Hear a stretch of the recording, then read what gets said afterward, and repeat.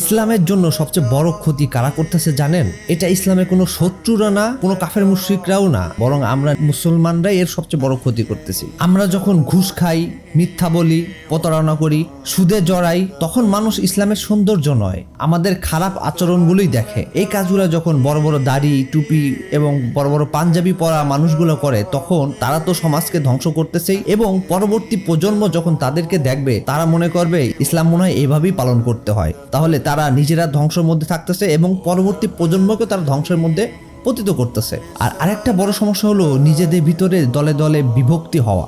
আজ আমরা ইসলামের শিক্ষা অনুকরণ করার চেয়ে দল, মত ও ব্যক্তিকে আমরা বেশি অনুসরণ করে থাকি, যার কারণে আমাদের ভিতরে অনেক বেশি বিভক্তি তৈরি হয়েছে। এই বিষয়ে আল্লাহ তাআলা সূরা আনফালের 46 নম্বর আয়াতে বলেন, তোমরা পরস্পর ঝগড়া করো না, তাহলে তোমরা দুর্বল হয়ে পড়বে। এই সমস্যা সমাধানের জন্য আমাদেরকে প্রকৃতরূপে মহানবী সাল্লাল্লাহু আলাইহি সাল্লামের আদর্শ অনুসরণ করতে হবে এবং ইসলামের মূল নীতিগুলো ভালোভাবে বোঝা এবং আমল করার চেষ্টা করতে হবে। তাহলে আমরা এজ এ মুসলিম উম্মাহ হিসেবে একটা স্ট্রং উম্মাতে পরিণত হতে পারবো। আল্লাহ তাআলা আমাদের সকলকে সেই তৌফিক দান করুক। আমিন। আসসালামু আলাইকুম ওয়া রাহমাতুল্লাহ।